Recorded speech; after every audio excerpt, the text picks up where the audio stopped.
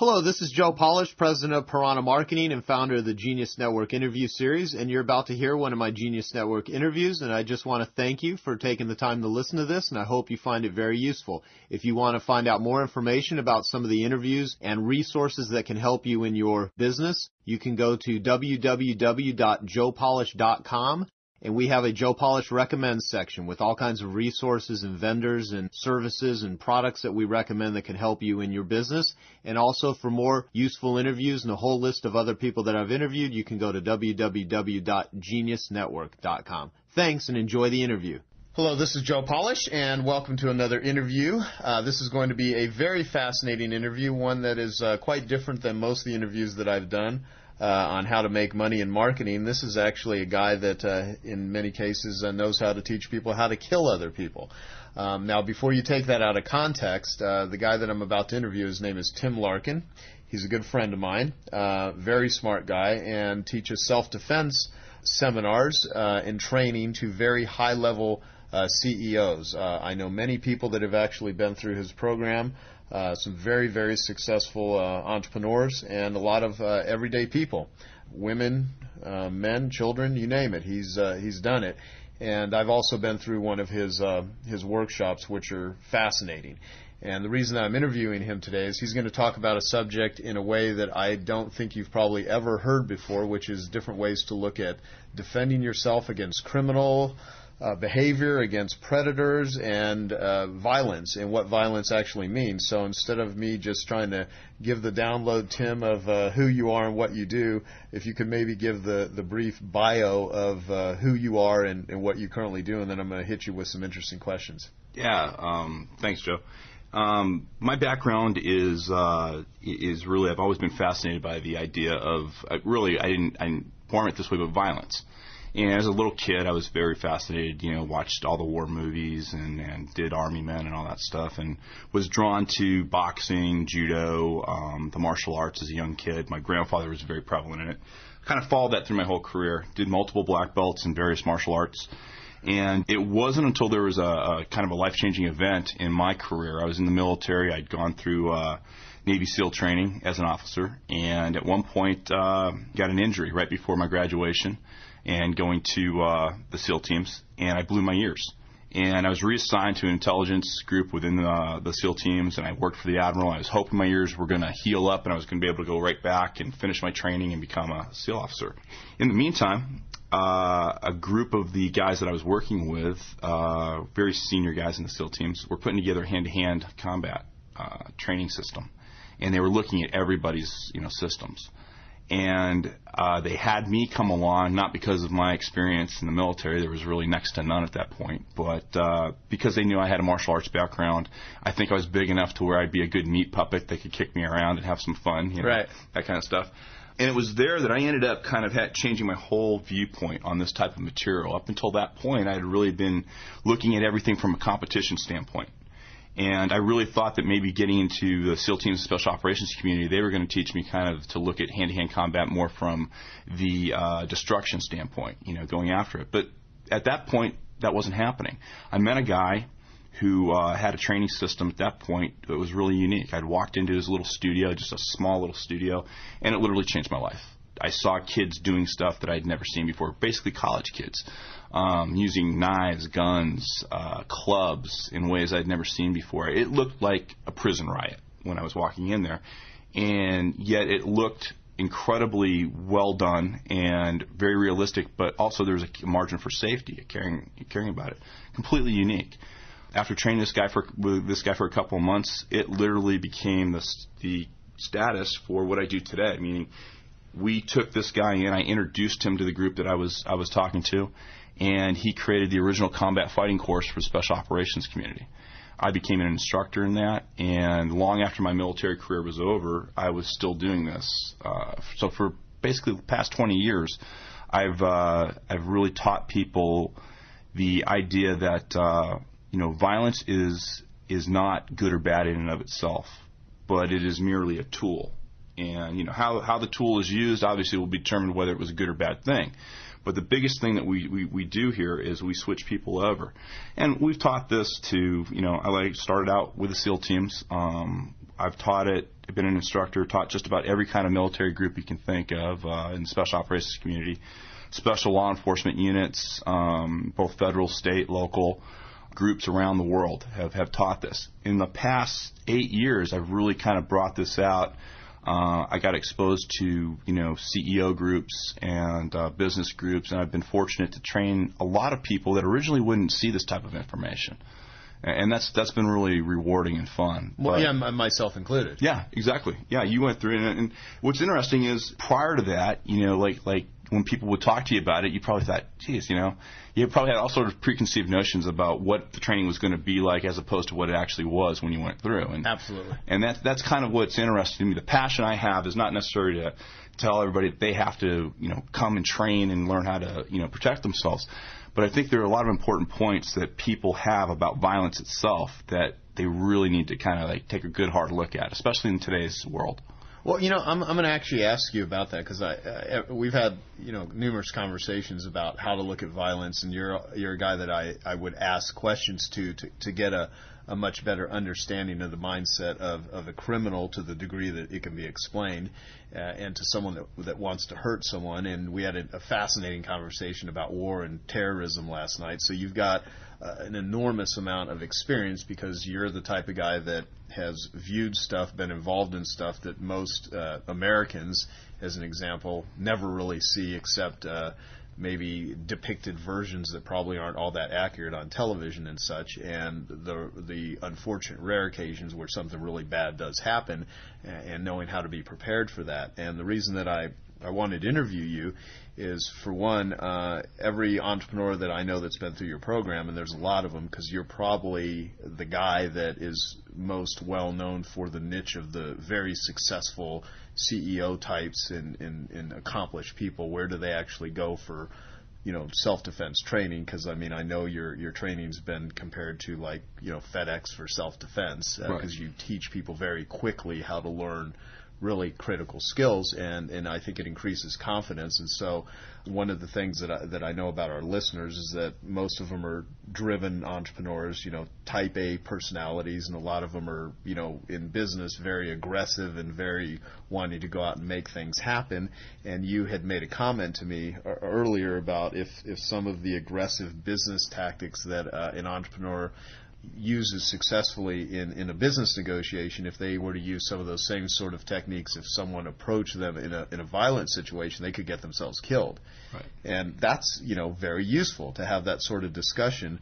And also the thing that we know about the listeners is that because of some of them being very wealthy, they can be targets for attacks. There's lots of things, and simply, this is not a male thing either. So let me make the distinction, because I don't know what percentage of your clientele are women, but when I went to your training, I went with Lisa Wagner. So right. Both of us, went through it, and so it's very valuable stuff. And plus, you've actually spoken in one of my high-level coaching groups, and everyone loved that. So I figured it would make for a great interview to have you really talk to people that simply may not be exposed to an individual like you. And one other thing I want to say, just so if you Google Tim Larkin, you can find all kinds of things about him. But you're very well known. You've been on the cover of Black Belt magazine recently, and you just do good stuff. So could you maybe describe, I guess, violence, because I think you have some interesting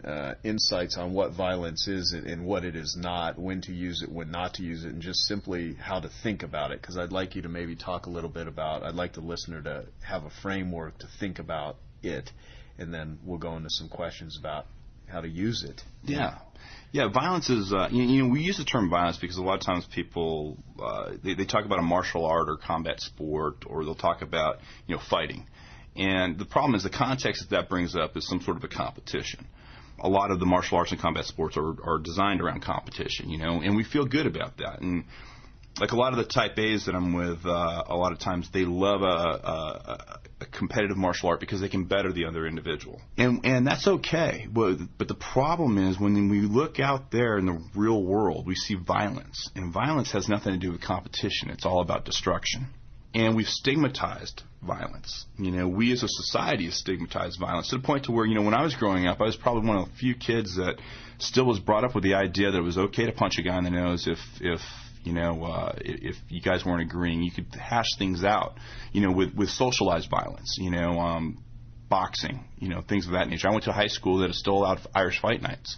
So if you had a problem with a kid, you could put on the gloves and you could work it out. There were outlets for violence. There really are no, in our society right now, it's heavily discouraged because it's seen as something that anytime it gets down to violence, it's a wrong thing. And so the problem that happens when we stigmatize the idea of violence is we make it available to one section of the society. And the only section right now that has the full use and unbridled power of violence is really our criminal element. That's it. It's just the predators in our society have unaccessed, unfettered violence available to them at all times. Because we have taken out of society, we haven't properly educated our people to say, yes, violence is rarely the answer in every situation. And we love to talk about that. We love to say, hey, that was an inappropriate use of violence. That was an inappropriate use of violence. And it's very easy for us as socialized, good citizens to figure out when not to do something. The problem is, it's those instances, and they're rare, but they make up the majority of my clientele, those rare instances when the only tool that will work in a situation is violence. And that's my biggest goal, because clients, when they come to me, there's a 70-30 mix. 70% of them are coming to me after the fact. Some act of violence has happened, either to them personally or somebody in their circle. And we can't undo that, 30% of our clients come before something's happened, but a lot of times they come for the wrong reason. They want to be a better fighter. They want to learn how to kick somebody's butt at a bar or something like that. Typically a male type of approach. And what they do is they go through this systemic change over, say, a weekend experience with us, to where they really see that, hey, violence is probably not what they thought it was before. And they also realize that, we as humans, we're the top predators on Earth. That's why we have the status that we are. We're very good at this. We are hardwired. We are designed. Our eyes look forward. Our whole body and being is designed to be good predators. Now, I don't mean that in a bad way. We use it in our business skills all the time. We naturally do things in other environments where we use our predator skills, but now we've socialized ourselves to the point to where we're absolute victims when we are exposed to it in a physical sense, because we don't train correctly how to deal with that. We stigmatize it to the point to where to even think about the idea of looking at violence as merely a tool is just foreign to people. Yeah, no, I mean, absolutely, and you've made me think a lot about different ways to actually look at violence. Now, can we kind of back up? I want to ask you about, to create the distinction between what you do and other things that are out there. I mean, what is and I'm going to ask you some very layman questions, like, what is a martial art? I mean, what does that actually mean? Yeah, a martial art is we call them legacy systems. They are systems that were developed, some of them thousands of years ago, that are, designed, originally all the systems were designed for some form of warfare, some sort of physical combat of that nature. Over the years, they've been ritualized. Most of them have been molded into a set of training situations that are designed merely for competition for the most part. And they're very entertaining. They can be great. I mean, I'd lump in a lot of the combat sports, that we see right now. The UFC is very popular. The Ultimate Fighting contest, is very, very popular. Mixed martial arts competitions are very popular. And the reason they're popular is because they're really set up for two guys to really test a skill set. They've taken out all of the factors in there that could permanently injure somebody, and disable them. All of the dangerous areas of the human body that are easily injured. All those have been taken out. They have weight classes, so you make sure that the disparity in size and strength is taken care of. And you have a ref right in there who makes sure that you adhere to the rule sets. And those are great, and they're very entertaining, very popular right now. But the issue is those have very little to do with real violence. Right. And that's the thing that people don't understand. Well, what do you mean by that? And we all know. You'll be watching something. I was at a sports bar a couple of years ago, and it was really clear to me what happened. I was watching up on the TV a great boxing match that was going on. It was really kind of one of those brutal. The guys weren't technically that great boxers, but they had a lot of heart, and they were really going after each other. And, you had the blood going. You had guys fighting through injury, stuff like that. The crowd was going crazy. They loved it. They were watching it. Well, it was on, it was just on network TV, so it went to commercial during one of the breaks in the action. And what came up next was there had been, in prison, a famous kind of mafia informer had been killed, and they had it on tape. And they showed it very briefly. They were showing that the guy was in the yard. One guy was standing there with a weight bar that he just a weight bar with no weight on it. And he looked like he was stretching. He had it over his shoulders and kind of just going back and forth. And here was this guy walking through the weight area, the weight yard, and this guy was just waiting right until the guy was right out of his vision. And this guy just came around, and he had the Olympic bar right in his hand, and he just hit this guy right in the back of the head with a 45-pound bar. And everybody in the whole place, it was dead silence and just shock. And the reason that was the case was because what they were seeing before in the boxing match, where they were so excited and so great to see it, they saw two competitors going at it, giving their heart with predefined, accepted rules. Right. What they saw here was they just saw something that there was nothing to learn here. It was just pure raw violence, one human being just deciding that they were going to, kill another human being. And it was highly evident. And you could have heard a pin drop in this very rowdy sports bar as everybody watched it. And that, to me, kind of defines what we're talking about. We inherently know when we see violence. You say, well, Tim, what are you talking about? I don't need to tell you. You know, every time you see something where you go, oh, or you're watching sports and you see the difference between, we call them accidents in sports, where a guy moves the wrong way, gets his leg hit and broken, just flipped up, or, a real horrible sports injury. Right. We all know the crowd stops cheering and they just, oh, it's horrible, this guy's out. Those are the acts of violence that we're talking about, real injury to somebody, something that you're doing it to make sure that person is injured and can no longer function correctly. That's what we're facing a lot of times in these criminal, asocial situations. But what's funny is most of what's out there, Joe, in the combat sport world or martial arts world is designed for antisocial encounters where there's a status. Right. One of my instructors says it perfectly. He said, hey, listen, the difference between combat sports, martial arts, and violence is kind of like the schoolyard playground fight. He said, we find out as a kid, two kids, the bully of the school has picked out the little nerdy kid, and the nerdy kid just is sick of being picked on. He finally says, that's it, and there's going to be a fight. And so everybody talks about it all day, right? All the kids, talking, hey, there's going to be a fight in the schoolyard right after the thing. We're all excited about it. So we go there and we gather around. And the reason we do that is because there's something to be learned here. All the bullies, group wants to make sure the bully still maintains the status quo and takes care of the little nerdy kid. All the little nerdy kid's friends are hoping, hey, maybe this is the day that everything's going to change. Maybe this is the day the bully will get beaten and, we'll be able to have a change in our social status. And so, of course, everybody's there, fight, and they want to watch it. The difference is what would happen if that happens after school.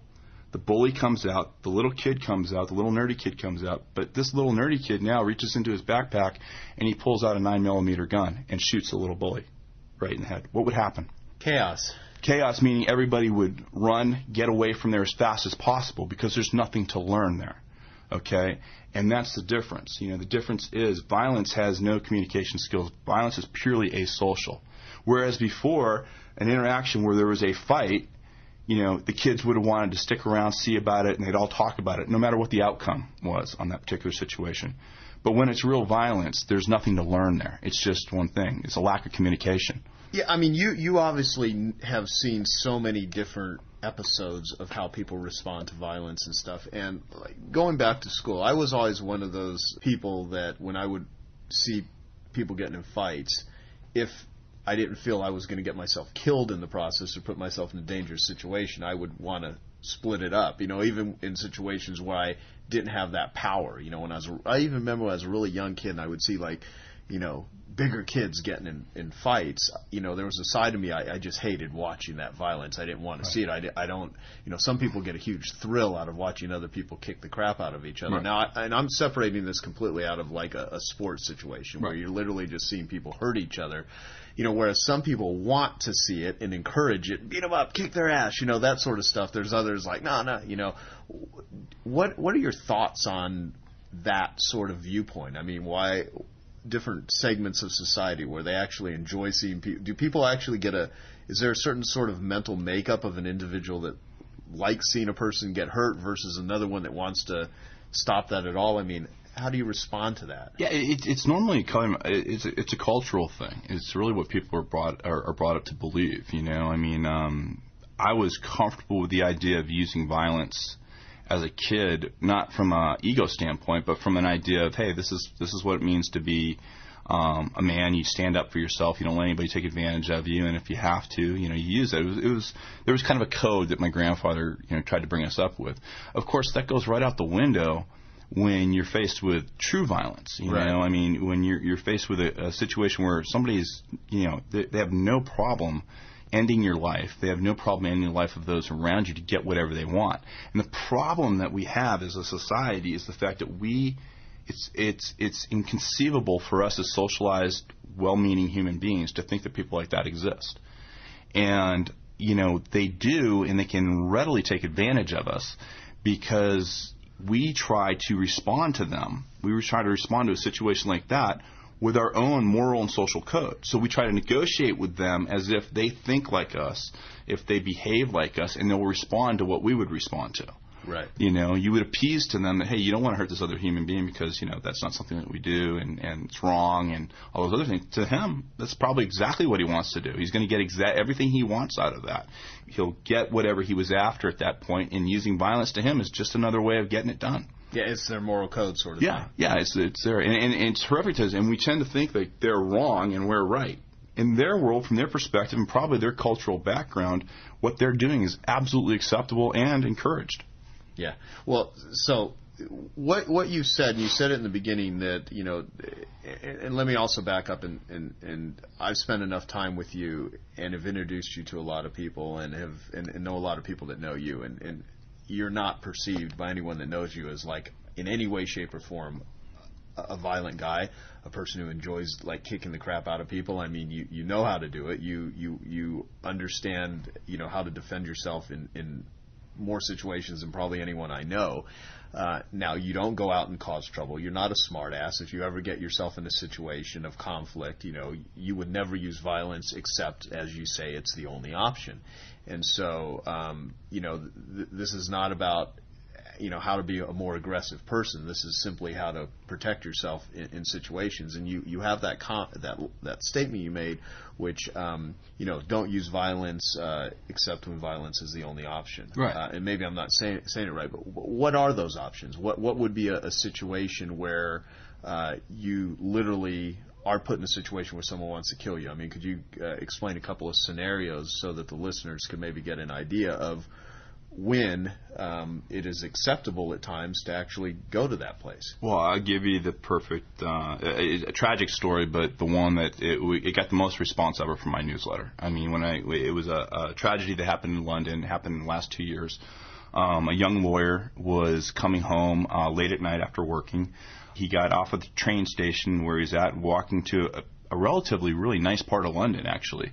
But it was late at night. He cut through a park area, and two guys followed him. And they approached him in the park. They had their knives out, but they were talking to him, and they were robbing him. And he did everything that everybody tells you to do. He, of course, anything they asked for, he gave him. He gave him the wallet, gave his rings. I forgot what else they liked of his watch that he had at that point. And they took everything from him, his ready cash, everything that they absolutely wanted. He gave it to him. And they left. And that's great. It worked out exactly the way everybody thought it should work out. And it's exactly what the police told everybody to do. It's exactly what society tells you to do. Your life is not worth a watch. Your life is not worth a thing. You talk to them. I have no issue with that. The problem was they came back. The difference was the way they came back. This time, their heads were down, the knives were drawn, and there was nothing said. They stabbed him over 47 times and killed him. And he was last heard saying, he goes, I gave you everything, as they took him down. People were absolutely horrified by that. Because what they didn't understand was they said, they looked at it and go, wait a minute, we did what we're supposed to do. What more could he want? And what they realized was, at that point, those criminals realized, it's probably not a good idea to keep this individual alive. He saw our faces. Now, the upside of the story is they caught both of these individuals and they're there. But we naturally know how to talk ourselves out of a bad situation. We got great skill sets for that. Fantastic skill sets for that. So, why do people come to me to learn how to talk themselves out of a bad situation? No. Where we as a society need real help is delineating the idea between the antisocial encounter. And believe it or not, the guy with the knife to his throat at the very beginning, that actually, even though it was a bad situation, it was social. They were asking him, we want your wallet, we want your watch. There was communication going on there. And we have fantastic skill sets for communication situations. What none of us really, except very few people in the world, have any kind of skill sets dealing with is the asocial. The second time those guys came back with their knives drawn. And that's what I teach people to recognize. I teach people to recognize that, hey, he couldn't get away at where he was at. There was no communication going on. There was one tool that would work in that situation, and one tool only, and that's the tool of violence. And not in the way that we traditionally think of, fighting or, bettering somebody or anything noble. There's nothing noble about violence. It's a very straightforward skill, and it only works if you're the one doing it. And that's the other side of, violence that I try to teach people. But it's really delineating the difference, Joe, between, communication and no communication. And people think they know it, but until they've really been exposed to it, and we do it in an environment that allows people to look at it in a very safe way. We say, hey, you get to fight for your life without risking it, and that probably is the greatest passion I have, is to get across people that idea of when to recognize. How do you recognize asocial? What is it, compared to that? And oftentimes we know exactly when it is. We have cues, nonverbal cues that hit us, and we recognize this is a real bad situation, and I need to get myself out of this and extricate myself out of that. What we do is we put people in that, and by putting people in that asocial situation, teaching them how the tool of violence works, what we find is people make much better decisions after going through an experience like that. So when you used to say to people, hey, Tim, and we joke about it, hey, it teaches people how to kill people. Absolutely, I do. I do teach that, but I don't teach it for the reasons most people think. Right, exactly. Yeah, there's nothing gratuitous about what we put out. I don't think this information is cool. It has very little use in day-to-day activity. Hopefully we never have to use this kind of information. But the skill set and the relaxed attitude you can have after you understand how to recognize those situations, it just allows you just to have fun, and not have to worry about this type of stuff. I'm sitting there thinking about the listeners, and I want to ask questions almost from the standpoint how I thought before I actually met you and went through one of your trainings, right. Because there's a lot of misconceptions that people have.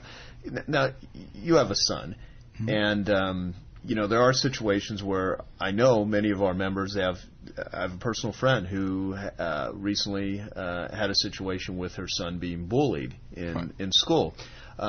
What do you say to the parents if there is a situation where they have a son that is getting bullied or picked on, and it's escalating to violence?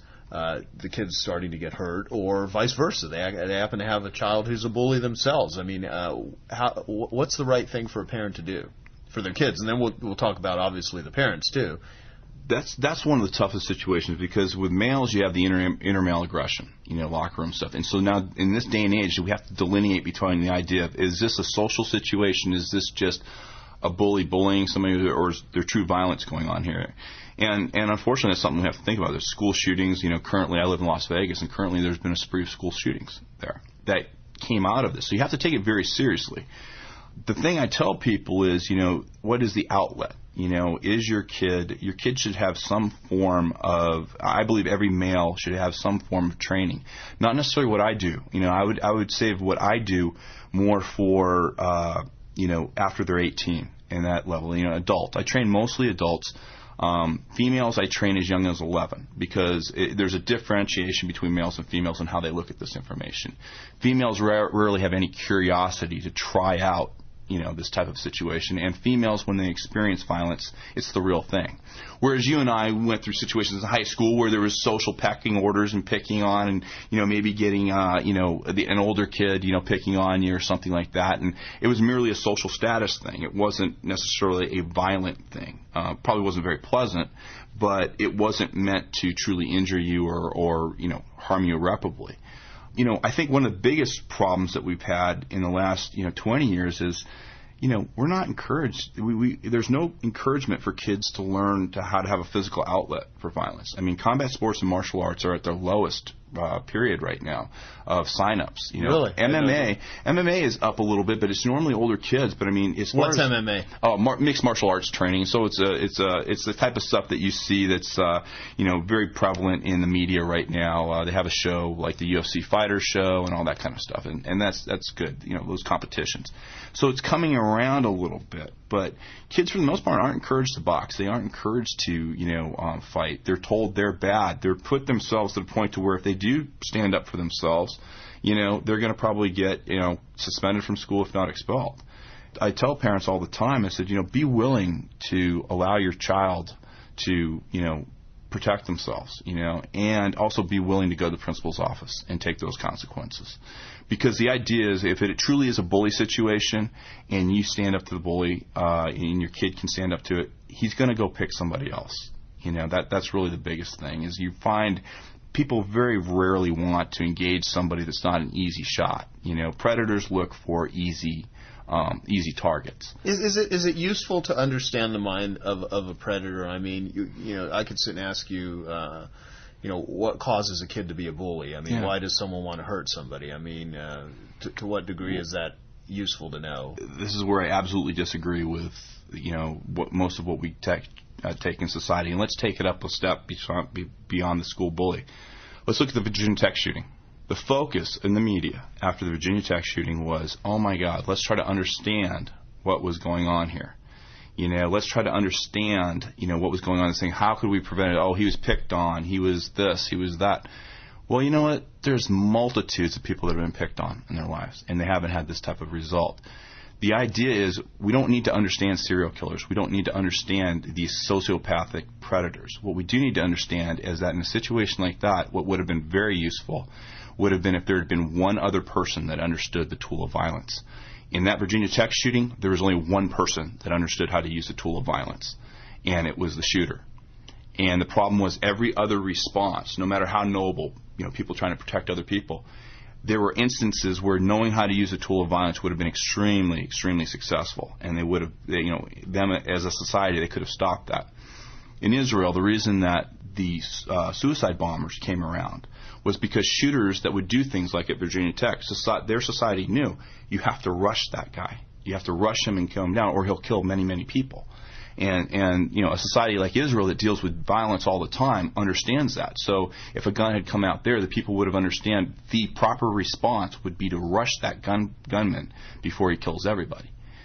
In doing that. Now, again, a lot of people hearing that, oh my God, that's extreme, and is he talking about that? Well, it's extreme if you've never been exposed to things like this. It's really interesting, Joe. I do this stuff all over the world, and I've literally presented all over the world. People outside the United States are very receptive to this. I don't get any of the questions of, oh, isn't that illegal? Isn't that this? Isn't that this? Because they understand at the point of violence, it's going to happen regardless. I'm talking about situations where you have no choice. And to understand the tool and how to use the tool in a situation like that and recognize that you're actually in a situation that is just incredibly valuable. So when you're looking at a school bully or something all the way up to a sociopathic killer, the response is kind of the same. There's only certain things that are going to work in those environments. And obviously you want to exhaust all the social tools. You absolutely want to do that if you're allowed to. But in a case where it's extreme, and I'd say social tools would be like down the bully side of things, where, hey, we're going to try to tell this kid not to do it anymore. We're going to encourage that not to happen. Or to the point to where we see there's a gun being shot, this guy is shooting people, we need to stop this right now. So, Tim, what would you recommend for parents then? I mean, what would be a good thing for them to do to teach their kids or to expose their kids on ways on how to... The first thing I would tell them is they need to educate themselves on the subject matter. I mean, and that's probably the biggest problem we have. We didn't have these questions 40, 50 years ago in our society. Right. Everybody understood what was going on. It was just it was a rite of passage. You were expected to know how to defend yourself, take care of yourself. And there are outlets for that. Problem is that the generation of parents right now, for the most part, and I include myself in that, has had very little preparation for stuff like this. This is why trying to outlaw it, and trying to make sure that, you don't tell a bully off, let the authorities handle it, the principals handle it. It's not being handled. Situations like this can only get worse, and it can lead to situations where there can be overreactions. This is where you get the school shootings, the Columbine, situations like this. So I think the most important thing is to first and foremost for parents to really have a good understanding of what violence is all about. Am I saying everybody has to run out and go through, some sort of martial art or combat sport training? No. But you need to educate yourself. Read books like The Gift of Fear, from Gavin DeBecker.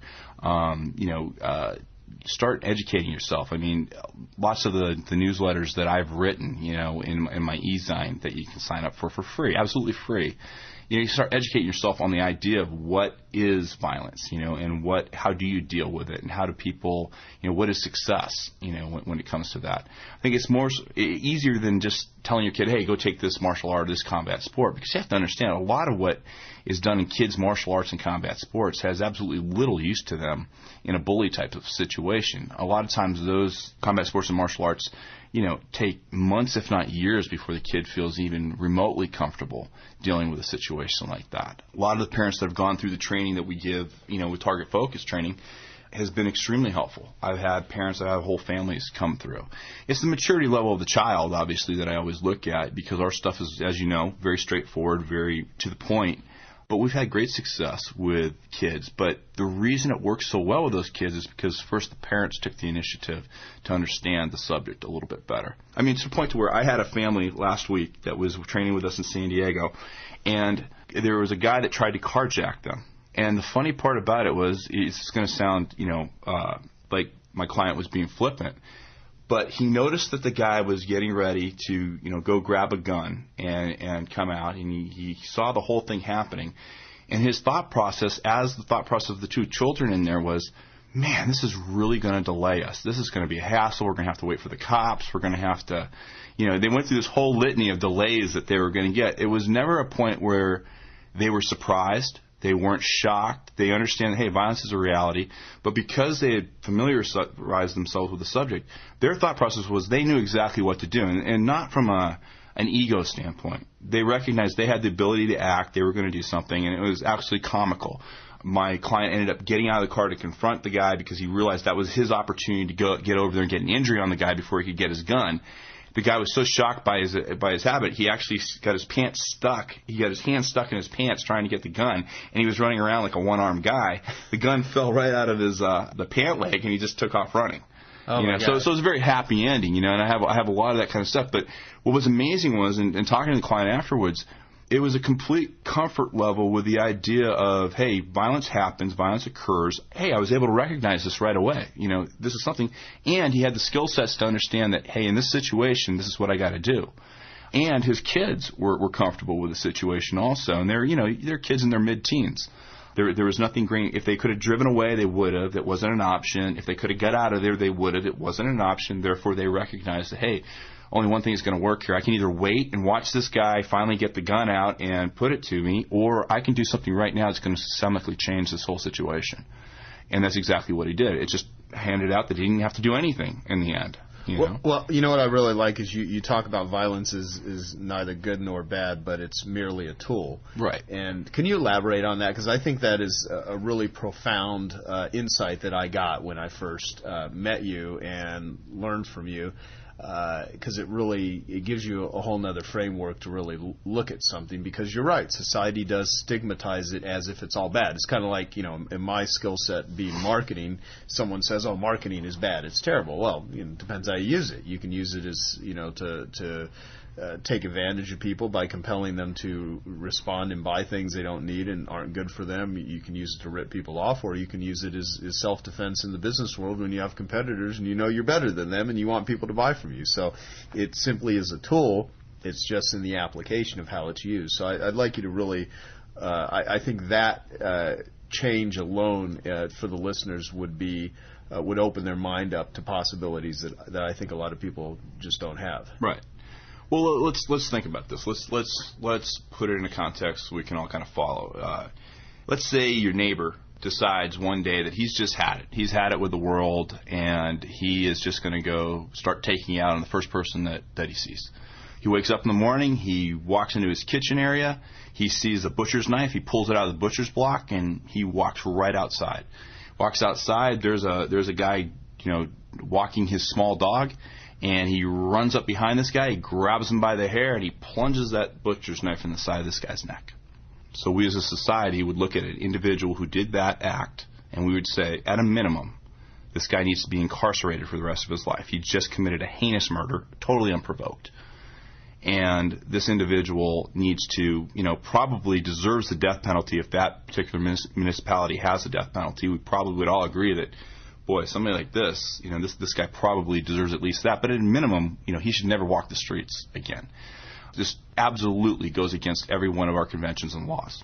So now let's look at that same individual. He's in his house. He's done nothing. He's just hanging out. His wife and children are sleeping upstairs. He's having a cup of coffee. And all of a sudden the door gets kicked open. A guy with a ski mask and a shotgun comes in, knocks him over, and starts running up towards the stairs where his wife and kids are still sleeping in the morning. This guy struggles, and in the struggle he's able to grab the guy, and they get into a tussle. He grabs the shotgun. They're going back and forth at this point. The guy almost gets the shotgun to him. He's able to knock him over. In the process, there's that same butcher's knife available to him.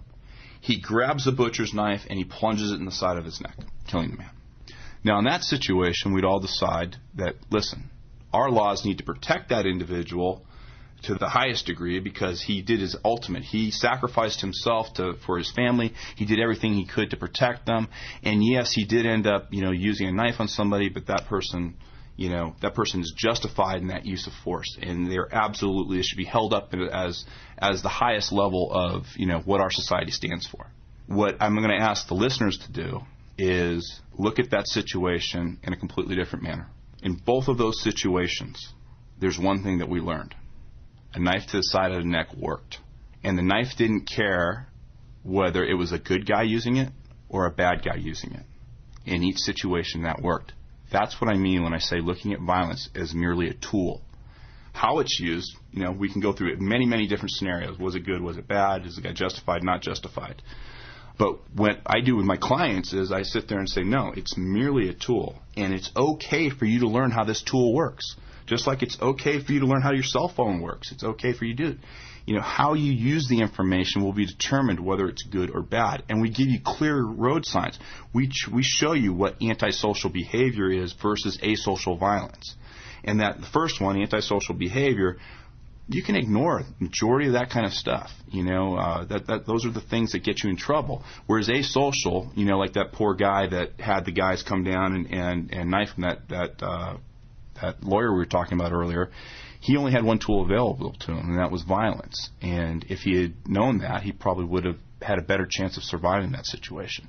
Yeah, and see, here's the other thing. It doesn't always guarantee you will. I mean, no. Some situations are horrible, and it's just terrible luck. People in the wrong place at the wrong time. But the point is, and what people can learn from you is, if you're in the wrong place at the wrong time, it's better to have one option, although you may not be able to stomach it until you're in that situation, but it's better than having no option. And a lot of people have been very much injured, murdered, lives ruined as a result of not understanding and knowing how to use this tool. Well, I had, Joe, the one thing that I always try to tell people is I had a guy, he'd been wanting to train with me for years, incredibly successful guy, moved down to Florida, sold his business literally for hundreds of millions of dollars. He was in his early 40s, married to just a beautiful, beautiful woman, and they had it all. Absolutely everything. And I'd been going back and forth, and he just never had the time to come by training. Always wanted to. He shows up for training one time, totally unannounced. He came to one of my seminars, kind of went in surreptitiously. And, I've been talking to this guy for years, so normally he would have called me and said, hey, I'd really like to come to the next training because he wanted me to know. Well, he just showed up. And I noticed that here's a guy that's been excited to train with us. You've been to our events and stuff. Most of the people, they can't wait to be there. They're really into it. They're having a great time. It's a good learning environment for everybody. This guy was just a dud. he was there. He really wasn't participating. It wasn't because he wasn't physically able. The guy was in fantastic shape. He looked 10 years younger than he was. But he just, just mentally and physically just wasn't really putting it out. To the point to where Saturday morning, I had decided, you know what, I'm just going to give this guy a refund and have him come back when he's ready. Because there's something going on in his life right now that he's not here with us. And, I was more concerned about the rest of my clients that were there. I wanted them to have a great experience. So I was going to say, you know what, after lunch, I'm going to take this guy aside. So I go in to have my lunch, and, one of our assistants calls me and says, hey, Tim, there's somebody on the phone that'd like to talk to you. And I said, well, I'm having my lunch. Can I call him back? No, they need to talk to you right now. And I said, well, who is it? And it was this guy's wife on the phone. I thought it was really weird, and I took the call, and she said, I just want to call and ask you how my husband's doing. And I said to her, well, it's strange you're calling. I said, I'm getting ready to give him a refund and send him home because obviously there's something going on in his life right now that he just can't focus. He's really not into it. He's incredibly lethargic in this training. And she said, yeah, I thought that would be the case. Please don't do that, and let me tell you why. She proceeds to tell me that these guys had just got done building their dream home in Naples, Florida. Absolutely amazing house. And to surprise her 2 days earlier to where it was supposed to be, he had the master bedroom finished off. And they had a really nice master bedroom, had a beautiful view, jacuzzi out on this deck. And he had arranged for them to have a catered meal, the whole deal, and come into this really, great area, gated community, the whole deal. Very, very wealthy neighborhood. So they had an amazing night, amazing meal. The staff left that was there. They went to bed. 2:30 in the morning, the nightmare happens. Door kicks open. 3 guys with shotguns, 1 guy with duct tape, all masked, coming in, speaking Spanish, screaming Spanish at them. Neither of the couple spoke Spanish. They seemed incredibly annoyed that they didn't respond to their Spanish commands. The guy gets up out of bed. The guy with the shotgun runs up, butts him in the head, and knocks him down right away. They duct tape him up. They beat him nonstop to the point. They grab the wife.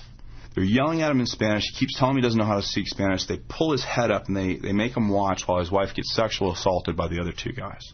They sit there and go, oh, my God, what's going on? What's going on? What's going on? They're both duct taped to the bed. They're yelled at one more time, and these guys all leave. So the police find them. Hours later, they're able to get, some help. They get interviewed. So the police immediately start looking into this. They can't understand it. This guy not only has led one of the best lives a person can lead. I mean, no issues of legal action against him ever from any of his partners, no criminal activity whatsoever, just nothing. The guy led a completely clean life, no parking tickets for either of them. They interviewed friends, family, associates, nothing. They couldn't find any motives in any way, shape, or form. 3 weeks later, a break came in the case. The DEA, local DEA guy, calls up and tells them there was a mistake. The drug dealer lived 2 houses down. Rival drug gang had set up, I guess there was a dispute over money, and they were sending a message. And they came in and did that. Now, you're probably asking yourself at this point, am I saying that if he had attended my training sooner, that somehow, he would have magically been able to jump up out of bed, be a super ninja, and take people out? No. And he wasn't disappointed and lethargic because of that. What he was disappointed and lethargic about was he had been reading my newsletters, he'd been aware of stuff, and it was all the things, all the preventions he could have taken at the house. He didn't activate the security system that was there. Gates were all open. Everything was open. He had this complacency because he lived in such a safe neighborhood that he didn't have to take the basic precautions to there.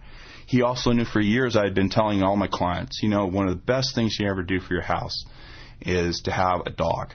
And I don't mean a guard dog. I mean just a little dog. It was just a little dog that just every time, somebody comes to the house, they had barked. He didn't have the dog because it was just inconvenient for him at that time, and there wasn't the thing. He knew there were all these steps he could have taken that had nothing to do with physically training. It was just being aware that, I want to make sure that I make it just that much harder for an incident to happen. Do you think in a million years a guy like this, a wildly successful entrepreneur, would ever have thought in a million years he would have been confused for a rival drug lord and that a hit team would have been set up to set him a message? I mean, the most unthinkable thing in the world. It was just a horrible, horrible accident. But this guy wouldn't forgive himself because he thought he had failed his wife.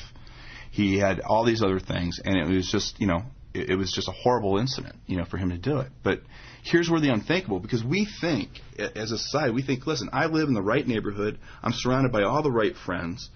I do everything. I don't do anything that ever, provokes law enforcement or anything like that. Therefore, violence can never happen to me. And what we see time and time again, it's random. It's so random.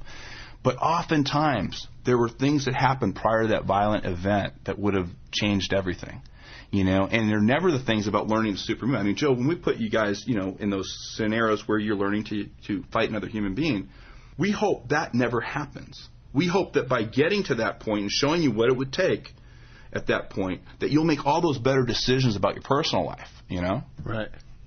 Okay, so you mentioned some ways to avoid that. So what are some tips and suggestions that you would have for the listeners? And let me also say that one of the reasons that I wanted to interview you is because I've seen the effects of people that have gone through the training, the effects in myself, in the thinking and confidence.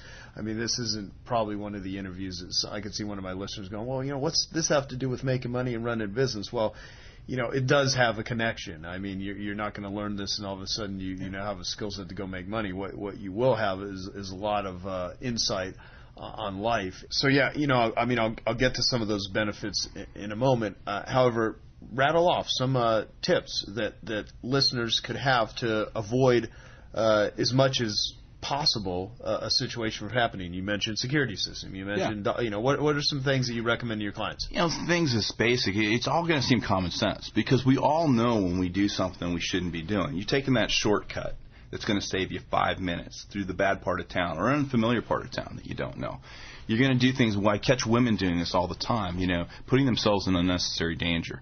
Running with a Walkman on or a iPod on, at night. Just, going to the ATM. They have studies that show the ATM after 9 o'clock at night, it's huge. What happens before 9 o'clock and what happens between 9 o'clock and early morning, it's like a 75% increase, chance that you're going to have something. Basic things like locking your doors. I mean, I can't tell you how many of my clients, the door was left open. There were opportunities that they gave these predators that came by. Well, my father was a locksmith. I mean, I grew up hearing a billion stories of people.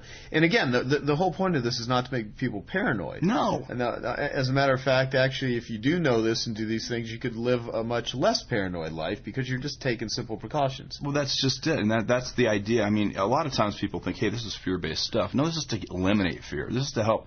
Fear is a good thing, but unnecessary fear is just ridiculous. And it's because this subject's not looked at, that we have this stigmatization and this fear of even looking at the idea of violence. So, oh my God. Yeah. What I try to reverse engineer it. I try to hey, you want to learn what it takes to kill somebody? I'm going to show you, not because I want you to do it, but because you got all these preconceived notions that this is hard, this is a thing.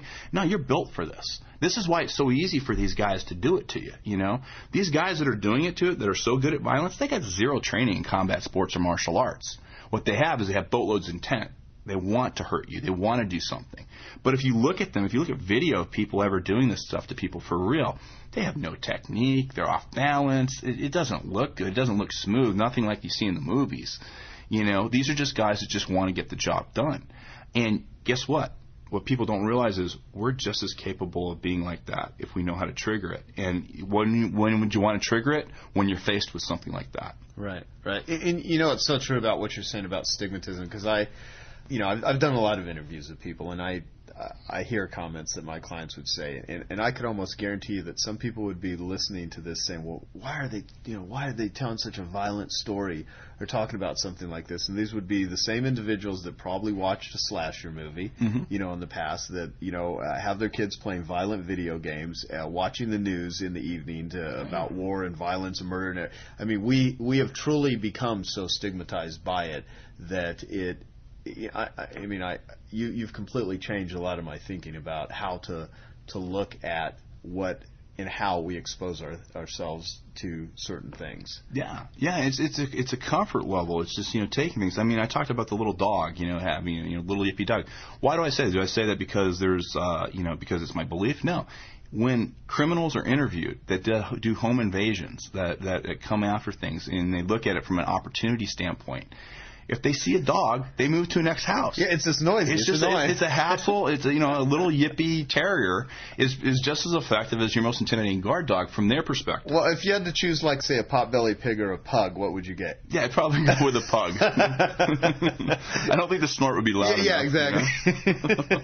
That is comedy. So how hard is it to learn this stuff? I mean, to really to get to a place, and again, I'm asking you layman's questions because I know that you teach people very quickly how to learn very effective stuff. Yeah, that's the big fallacy that's out there, is that it takes years and years to learn this stuff. People don't come to us because it takes years for them to learn how to do the physical application of it. I can teach you that very quickly. The human body is very easy to injure, and that's just it. And that's when you flip that. Now, I'm not talking about competing, and understand, I love watching combat sports. I love watching, boxing, jiu-jitsu, The Ultimate Fighter. I mean, those are fun for me to watch. I grew up with that stuff. My grandfather was a huge boxing fan. But that has nothing to do with the effectiveness of violence. What I essentially teach people to do is, we look for the same type of response that you would get from a firearm. We try to show you that there are areas of the human body. We've mapped them out. There's approximately 73 of them that allow you to irreparably injure somebody. And you only need a small portion of that knowledge. And, understand, you'll come with us in a very short order, hours. You'll be able to do what people in combat sports and martial arts have never directly been able to do, in quite some time. What you really come to us for is to understand the idea of the intent. Because the problem is, it's not so much can I do it. I'll show you very quickly you can do it. The issue is, how can I show you not only can you do it, but you will have the ability to do this when you need to do it. And that is developing the idea of intent, the idea of understanding, what it is, fully understanding the terms of violence, and understanding and recognizing the time when the tool is appropriate. Oftentimes, the stuff that I show, you can see similar stuff shown by other instructors, but the problem is the context they show it in. There's a very funny bit that I show from a very funny, great fighter, just a great fighter, and he has self-defense videos out there. And he shows a guy sitting at a bar, and he's sitting there and he goes, yeah, sometimes when you're sitting at the bar and he's holding on to a beer, there's always that one guy that comes up to you and he said, gives you a hard time, and he has a guy come up and the guy says, hey, that's my bar stool. And so this guy looks at the camera and he looks at the guy and he goes, so what you say to him is you say, oh, I'm very sorry. And he grabs up and then he proceeds to grab the guy by the head and just start hitting him into the bar going, no, I'm not sorry, and it's very funny the way he does it. But what's funny is the reason we laugh so much about that is because we know that's completely inappropriate. And if you go around doing stuff like that, you're going to quickly end up in the jail system really quick with stuff like that. And we laugh about it and we feel good because we go, oh, that's ridiculous. Nobody would ever do that, blah, blah, blah. But when I then put you in a situation where you absolutely do recognize that I've got to do something, that's when this knowledge becomes really, really useful. And this is where my clients, have come back to me, and the testimonials we get from people. We've had people that had literally hours of training with us. It wasn't the physical training that got them to take action. It was the fact that they were able to recognize through lectures and, of course, our physical training that, hey, this is a bad situation. I recognize that there's nothing I can do as far as getting out of this situation. I'm going to have to take action. And that's where this information was useful to them. And they had enough skill sets behind it to understand where to go in the human body to get the most results. And that was the value. And I mean, that's what's great. I mean, I would love somebody to train with us for 20 years. It's fun. It is. There's a lot of great stuff. And we can keep you busy for that long. But what we specialize in is the people that have no time, And if they're going to take the time to come train with us, we understand you're leaving your family for a weekend, you're coming out, you have maybe had to get some time off of work, you travel. We got literally people flying in from all over the world to attend some of our seminars. So it's mine and my staff's goal to make sure that they get the most out of that weekend when they take away, because we treat it like it's going to be the last time we're ever going to see them. We don't assume you're going to keep coming and training with us, although we have a lot of people that choose to. But the system is designed, and our seminars are designed to only see you that one time. And so the takeaways you need have to stick with you. And that's the great thing about violence. You don't have to be good at this stuff. You don't have to look like Bruce Lee or Jackie Chan or any of that stuff. If that was the case, then very few people would be good. If you had to be smart to use this stuff, our prisons wouldn't be full of really good people who know how to use this stuff. They're not rocket scientists. And they certainly haven't spent years learning combat sports and martial arts to get good at this stuff.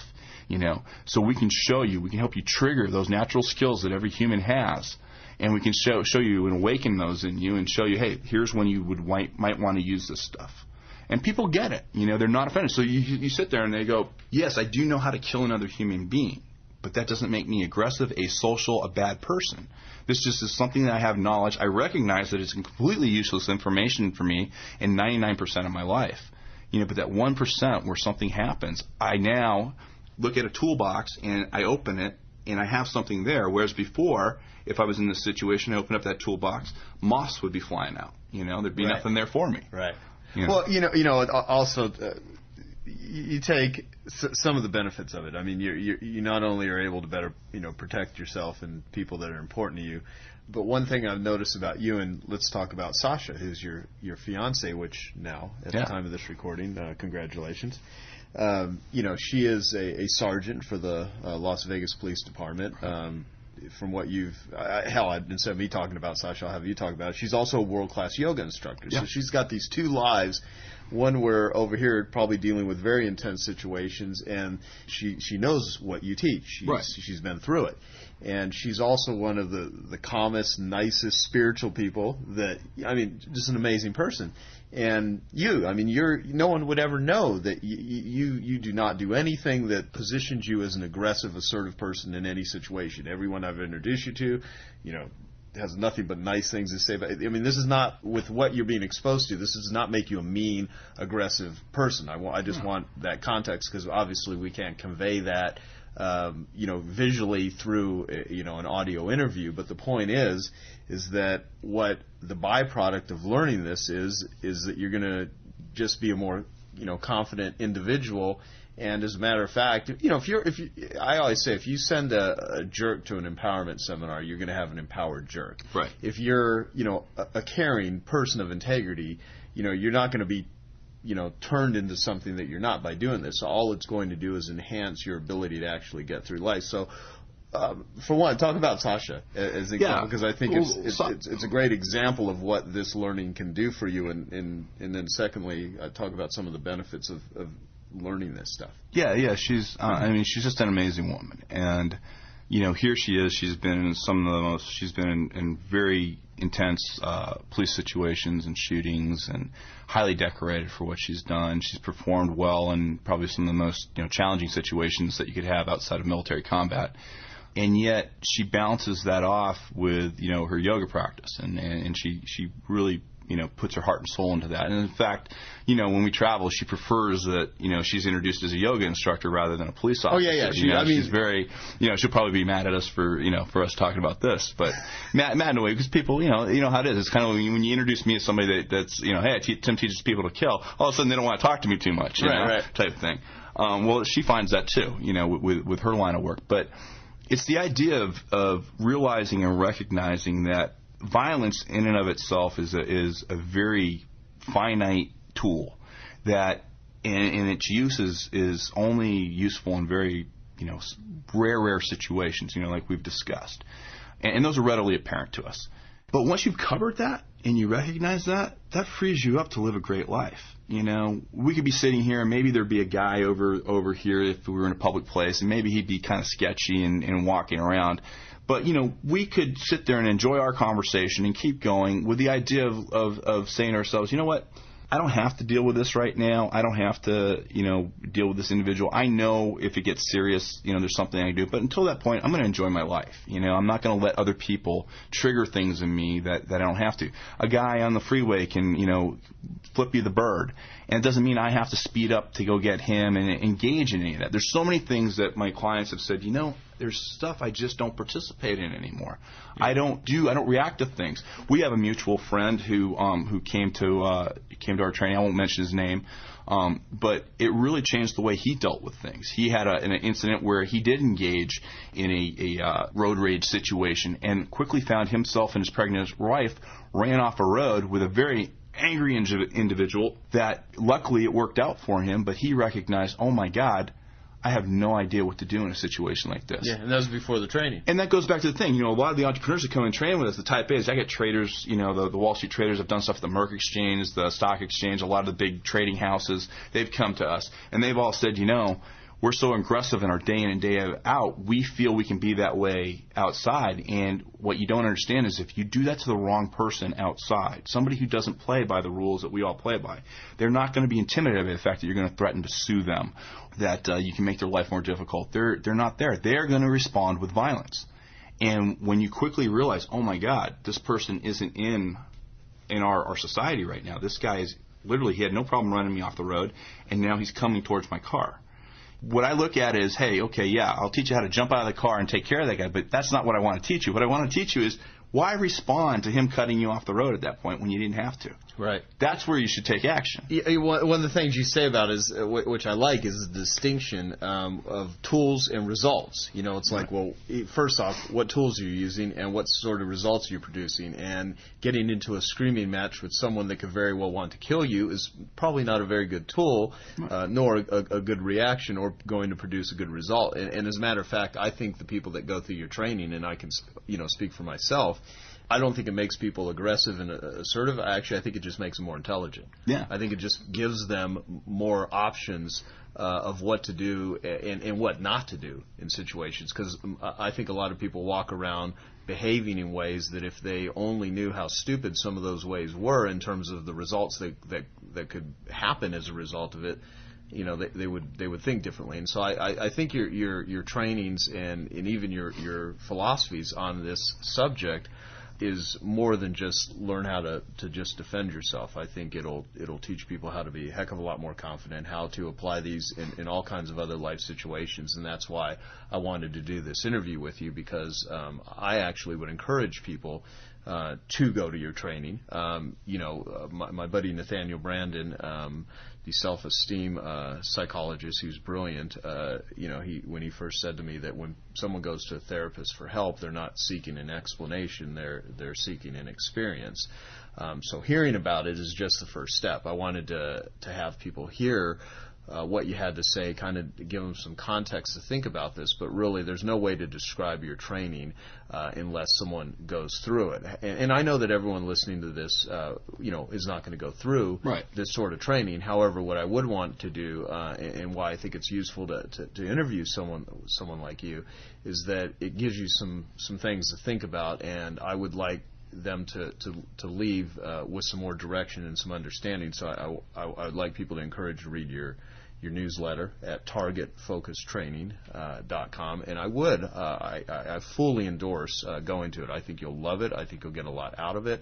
You're also in incredible shape.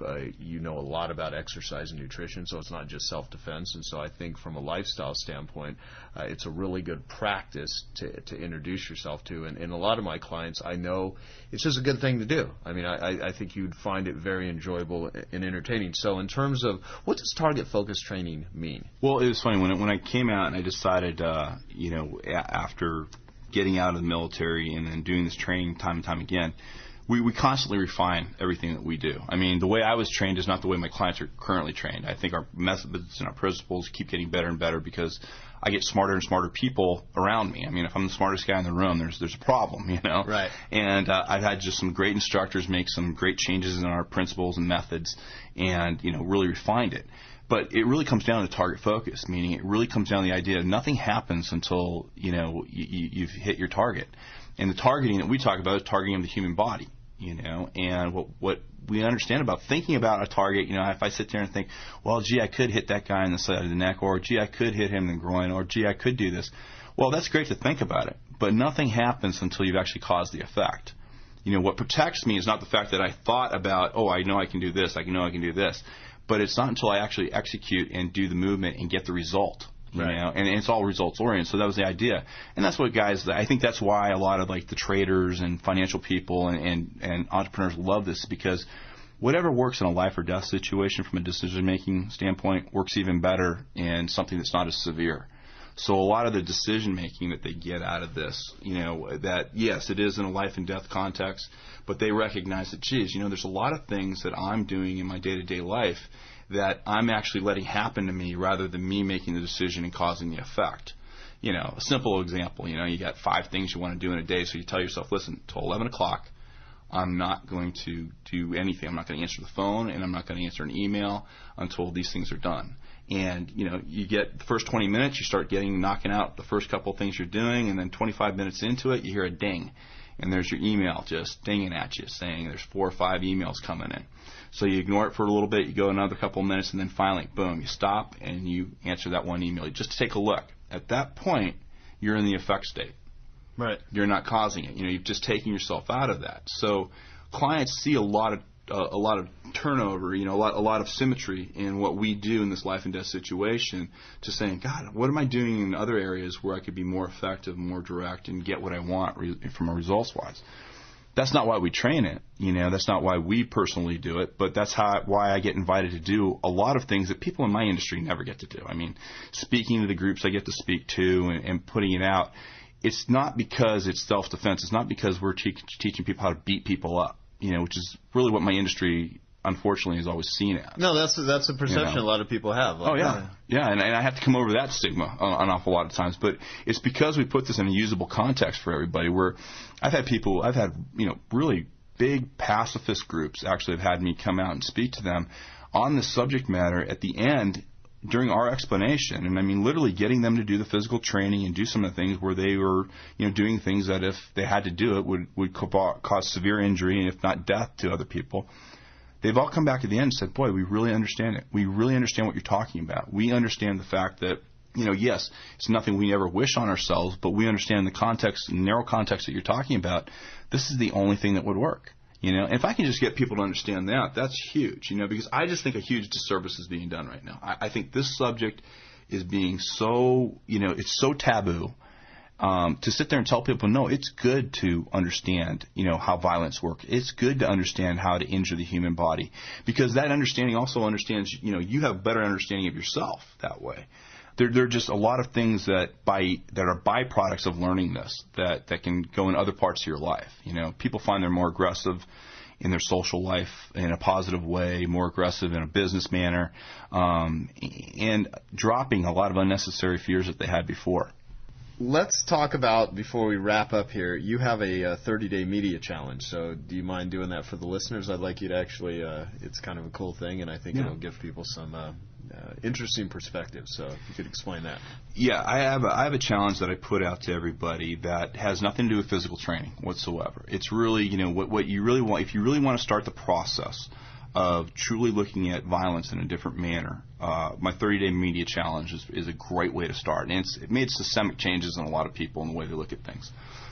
What I'm going to ask you to do is that in the next 30 days, if you're viewing any sort of media violence, be it a movie, something on the internet, maybe you're reading something in the newspapers, or hearing about it on the radio, as you're seeing the act, hearing the act, imagining the act, I want to always make sure that you see yourself being the successful one using violence. Now, what do I mean by that? Say you're watching a riot, and the riot squad comes out, and they start beating down the crowd. Most people would sympathize with the crowd being beaten at that point, okay, and we understand that. What I need you to do is objectify the situation and start training yourself to look at, okay, wait a minute, violence is being employed here, and it's being used successfully. Why is it successful?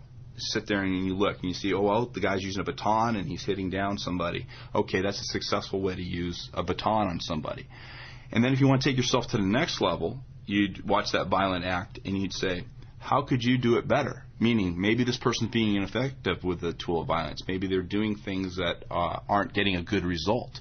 And then taking yourself to that next level, looking at the violence and seeing, oh, okay, well, gee, if he used the club in this manner, he'd get a much better result. If he hit the person here, it would be over quicker. What that does is it starts changing the way you view violence, meaning you don't see yourself like most of us do when we see a violent act from the victim's perspective, because that does us no good whatsoever. Trying to figure how to counter something that's successful in violence does you no good whatsoever. The only thing you can learn from there is the flip side of things. So, okay, a violent act's occurring, and it's working. Why is it working? And see yourself as the one who is successful using violence all the time. Now, understand what I mean by that. It's kind of similar to the idea when I was talking about the knife to the neck. We just look at the result, and we see why the result works. We do not judge it. We are not condoning the act that's up there. You're probably right, that the act that's going on, the victim was probably very innocent in that situation. What we are doing is we're making sure that we don't identify with violence from the victim's point of view, because there's nothing to learn there. And it's a very difficult thing. The first couple of times you do, you have to steel yourself and say, you see the violent act and you'll catch yourself. You'll immediately be sympathizing with the victim and figuring things out from the victim's perspective. That is incredibly dangerous. And the way you know it's dangerous is whenever predators get to view violence, they never see themselves as the victim. They naturally always identify themselves with the winning side of violence. And so that's one of the systemic changes that we get our clients to start looking at. And it's one of those things that after 30 days, people really see it. And again, it's not making you a bad person by looking at that. What you're doing is you're training your brain to make sure that you always see the tool of violence as something that you're successful with, not something that you're ever, a victim of. And it just really goes a long way to making that change. Yeah, no, fascinating. So there you go. That would be a good exercise that I think would give you a whole new perspective. And I'm all about doing interviews with people that, if nothing else, give you a lot of perspective and insight and give you ways to actually think about things. So, Tim, at this point, I'd like you to give recommendations on the people that clearly see the value in understanding and learning what it is you've talked about. And I would encourage people to certainly go to some of your trainings. They can get your newsletter for free if they subscribe. So what do they need to do, and how do they go about? Yeah, your best the best thing is to go to my website, targetfocustraining.com, and right there's multiple chances for you to sign up for my free newsletter. That is the best way to get just directly immediate feedback on this type of subject matter. We have just lots of great newsletters that are written, really just talking about all these different subjects. Also there you can find out if you have interests in maybe you're not ready for to come train with us, but you'd like to maybe see a DVD product or something like that. We have multiple DVD products from our seminars that we've done. We have products that talk about specific types of training when it comes to this type of violence. It's just a great resource area for this, and we are very unique in how we put this out, because I will tell you one thing that's different about us is we are very client focused on this. All my instructors, even though I'm a master instructor, I've been doing this for 20 plus years. I've literally trained thousands of clients at the most elite level, but everybody at my training goes by, comes and calls me by my first name, as they do all my other instructors. Not because their credentials don't deserve a title, but we know that's a barrier to learning. If you have to sit there and call me Master Larkin or something like that, it's going to be a barrier for you getting this information, and the focus is on the client, because we always feel, the instructor isn't going to be there when violence happens to you. It's going to be you. So we have to focus it on you, make sure you get this information. Anything else? No, this has been great. I just really hope people just take chance, come over to the website, sign up for the newsletter, get nothing to lose, and it'll just help solidify a lot about what we talked today. If nothing else, and if you have anybody else in your life that is interested in this type of subject matter, I think we could really help people really solidify what it really means to protect yourself versus what does it mean to just, be an antisocial jerk or something, and what to deal with. And I think that's the biggest thing. And it's okay to look at violence. It's okay to study the subject. It does not make you a bad person.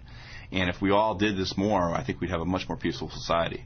Yeah, I agree with you. So thank you so much for taking the time. It's been fun. I always learn stuff by talking with you. And to my listeners, follow up with this and let me know what you think of this sort of interview, because I know this is kind of like off the beaten path of what I typically do, but I figured that this would be very valuable. And, Genius Network is about linking people with other individuals that I think have tremendous knowledge, insight, intelligence, and genius in particular areas. And in this particular area, Tim is the smartest dude that I know, so that's why I'm interviewing him. So have a great day. Thank you, Tim. Thanks, Joe. Hello, this is Joe Polish. I want to thank you for taking the time to listen to this interview. I hope you found it very useful. Please give me your feedback on all of the interviews that you listen to. I'd love to hear your feedback so we can always deliver a great program for you. Our website is www.joepolish.com, and we also have a Joe Polish Recommends section, so you can take a lot of the ideas and concepts that you hear on my Genius Network interview series and apply them to your business and find vendors and resources. You can go to joepolish.com to find that information and click on the Joe Polish Recommends section. And also, if you would like to find out about more interviews and invest in more useful Genius Network series interviews, go to www.geniusnetwork.com. Thanks, and eat your competition alive.